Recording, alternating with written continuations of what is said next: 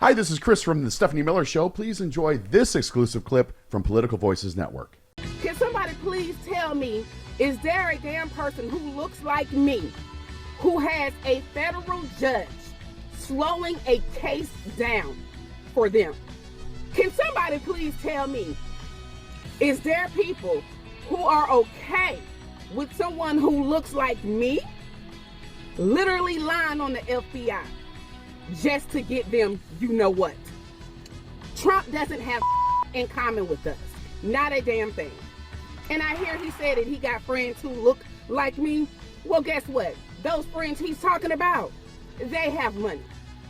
You can't make it up. I like her. Yay. It is the Stephanie Miller Show, Fridays with Frangela. Oh my God, Ellie Mistal, national treasure on the Supreme Court. Hang on one sec. Here we go. So, according to Brett Kavanaugh and the Conservative, it's only bribery if it comes from the Bribery region of France, right? Everything else is just sparkling corruption, according to these people. But when you bring out not just this case, but all of the cases that the court has done over Roberts' tenure to weaken public corruption laws, I like to think of it, like a gang. And like for the initiate, the new initiate, he also has to steal a purse, right? If you have a corrupt cops, they take the money and then everybody has to share so everybody's implicated. So there's no accountability for everybody. Can I tell you I love this fight, big bag of rats story? Justice Amy Coney Island has been taking the gloves off as she challenges Justice Clarence Thomas and his wrong twice over ruling involving former President Trump. Tensions are apparently mounting between the Trump-appointed Barrett and the scandal-ridden Thomas as the court prepares to issue a historic ruling on the former president's immunity claim. Frangela, I believe he is putting pubic hairs on her Coke cans, and that is why she has voted with us. I think she is in the bathroom with the other female justices talking about what a pig he is. She didn't vote with She believes Anita Hill. Yeah. Okay. Yeah, well, I'm not going to give her too much credit because she shouldn't be there. Yes, there's that. So, because she stumbles into a correct decision here and there, I will never celebrate the Coney Islands. You don't belong on that seat. I know. She's last week. They write Barrett took the gloves off, even though she was a college sophomore when Thomas joined the court in '91, making him almost 3 decades her senior. She wasn't afraid to disagree with him vigorously. She took a hard pass on his history lesson in a concurrence joined by the 3 liberal justices. She called Thomas's approach wrong twice over, and that he missed the forest for the trees. I'm just saying, there's some pubic hairs involved. There's some Coke cans. There's some chats in the Supreme Court ladies' bathroom. That's right. You know what I'd never counted on? I never counted on people having so little dignity. Like, I really thought that you'd run into this moment with these people, these MAGA people and these judges, where they'd go, you know what, that's a bridge too far. There just isn't one for them. Yeah. No, because what is more important is falling into alignment with the image rather than what do I believe? I will do, but these people will do what they're told. Yeah. And they do what they believe what they're told to believe. Yeah. If they're told to believe that the election was stolen, for them the election was stolen. Doesn't matter if Trump's from now till eternity sits here and says, you know what, I lost that election. Those people were told that, they're going to believe it. Yep. We've had this problem for a long time, though, since Obama, because there are people to this day who say they do not like Obamacare as they're on it. Yeah. Yeah. There's an interview famously, and I like this Kentucky care or whatever, but I don't want no Obamacare, which it is Obama anyway. Let's go back to our first fight of the morning at Thanksgiving before you and Jody were fighting over fact checking on CNN. Oh, okay. Yeah, that was like 4 drinks ago. Well, we had a whole hour and a half long show before. Yeah, we did. I couldn't Chris sleep, got so here. Jody and I did a 2-hour show before we started. Well, that does everybody good. But you will be I surprised to could've recorded learn. it, I should have. You'll be surprised to learn he was wrong. I'm just reading. We blew it. CNN journalist blast lack of fact-checking a debate. In a pre-debate interview, CNN political director David Chalian left open the possibility that Jake Tapper and Dana Bash might call out major whoppers if there are some egregious mistruth put forward. Jake and Dana certainly have the ability to quickly correct the record and move on, he told the Washington Post. But that didn't pan out, as they say on the debate stage. They fact-check nothing. Nothing. Nothing. Nothing. They let him come up in there and tell lies, use their airwaves to tell lies to the American people. They did their job.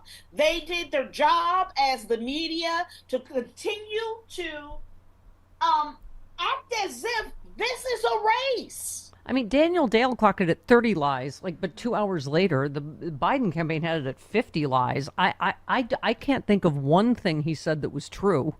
So that's not, I mean, you can't even really Maybe call the this a golf debate. conversation. Oh, the golf conversation, yeah.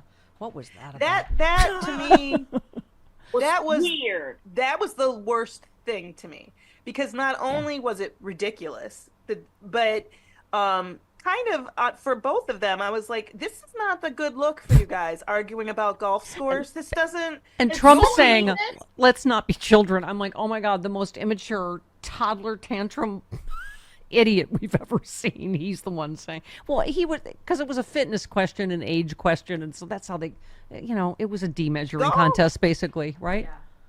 Yeah, and it's just, I get it, but I really think, and we were saying this before, like, I think what was I excited about in that debate? I was excited about finally hitting back. I was excited about Trump saying something crazy and people being there to go, that's not true. That's crazy. And then, and I think that there was too much of this residual, this is an actual debate. Let me prepare for this debate by having facts. This was a performance. It was a show. It was a WWE kind of match. And I think that is the problem with how we're still, you see it. And this is the thing, Biden he's an institutionalist, Right. He's going to do things correct. So that's part of the problem.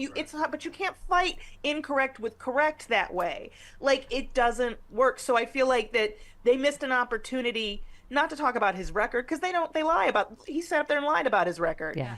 But to tap back, to show me you can clap back. Yeah, That I mean, is this was what a veteran CNN journalist said the failure to try to fact check was shocking. He said, we blew it. The debate was a total debacle. There should have been some fact checking. I mean, don't even call it a debate then, you know? We said this on the final word today, which is, this was an after-school fight. Yep. And everybody is lining up behind their avatar to see at 3:30 to see who punches who. Yeah. And it's because, and there's no reason for this debate. This is because we're bored. Yeah. Yes. It's because these decisions have been made. We've gone through this stuff. And this is about money. This is about media. This is about attention, because in France, they do this for 6 weeks. That's it. Okay? Done. Yeah. Why are we even having a debate 5 months out? Yeah. Yeah, and they also they won't let them, they can't buy political ads 2 weeks before the election or something. Like, it's like, can we just get real and get Francie?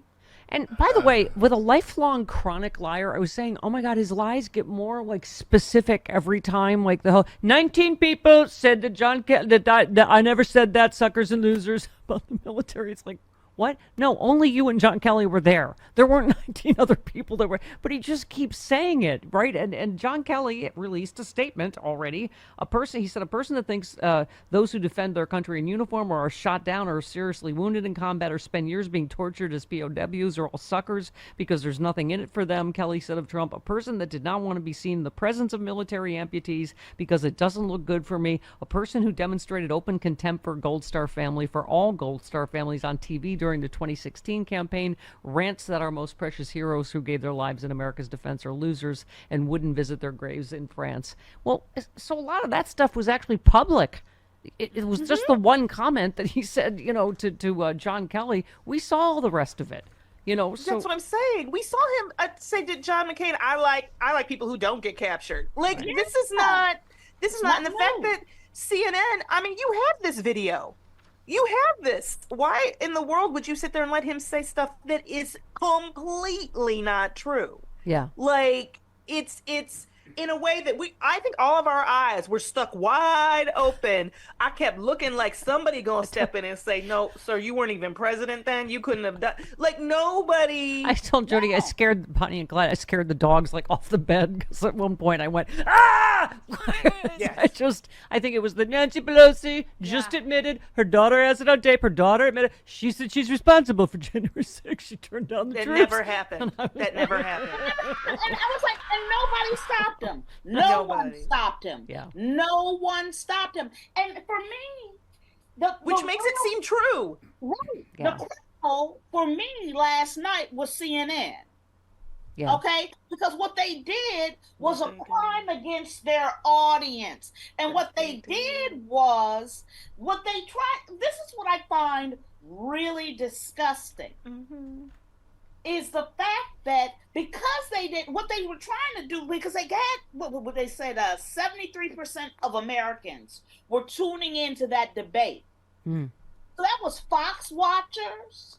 What they were trying to do was lure audience to them. Yes. And See, we're not bad. See? Well, that's right, Angela. Say it. We're not bad. Look at us. See, we served him really well. You can watch this network. You don't have to just be stuck watching. You can come over here. It's safe. Yeah. That's right. That's what happened last night. I watched a commercial for CNN. Yep. About Marie. Not to us, though. Marie in Atlanta. You're on with Frangela. Hey, Marie. Hey, thanks for taking my call. There was a part of me last night that just wanted Joe Biden at some point to have said, everything that guy over there said is BS. That's all he has to say. Just, Whatever he's just coming go out of his full mouth, my it's gonna be cousin a lie. Vinny on him. Yeah. It's gonna be a lie. Yeah. I mean, But the important part is we all know it was lies.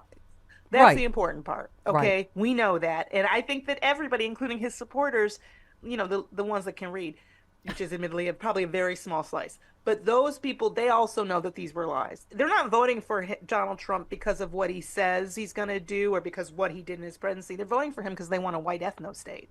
yeah. That's what they're voting for, and that didn't change last night. You are invited to Stephanie Miller's Sexy Liberal Save the World Tour. It's the political comedy event of the year, and it's coming to a city near you. Join Stephanie Miller, the queen of progressive talk radio, along with Hal Sparks, John Fugelsang, and the comedy duo Frangela, mocking all the fascists and trolls for a tour that is hilarious, inspiring, and deeply offensive to just the right people. It's an all-new tour with all-new guests and a side-splitting evening of stand-up. Stephanie Miller's Sexy Liberal Save the World Tour.